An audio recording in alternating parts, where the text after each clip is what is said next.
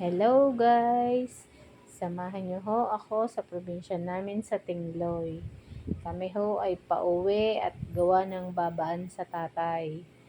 Ay kita niyo ho yan, sakay na ho kami ng bangkang maliit. Kami ho'y nagpasundo na lang at ng madali-dali. May sarili naman ho kaming bangka. Kaya yan. At saka kalma naman ho ang dagat. Kaya kami ay nagpasundo na lang. Pero kung kayo ho ay papunta at napapaibig pumunta ng Tingloy, ang sakayan ho niyan ay sa Fast Cat. Doon ho natigil sa Talaga. Minsan ho ay sa Anilaw. Nakikita nyo ho yung mga bahayan na yan. Malapit na ho ang amin. Ayan.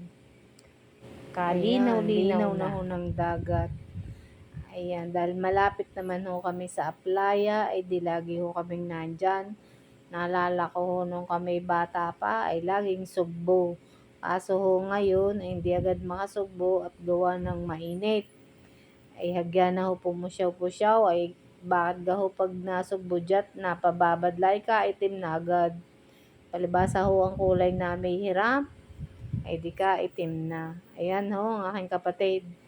Kinakaliskisan na ho ang isda. Pang ulam na ho yan mamaya. Diyan na ho kinakaliskisan. Dahil ho sa sobrang ganda ng dagat, naalala ko nung ako'y bata pa, kagaling ko hong mamangka. Ayan ho. Bangkang maliit na disagwan. Palutang-lutang, apasagwan-sagwan.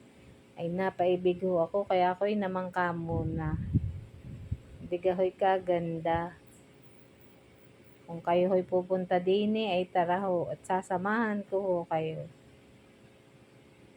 Maganda ho ang aming bayan ng Tingloy. Yun lamang po. Thank you for watching. Sana nagustuhan nyo. Bye-bye!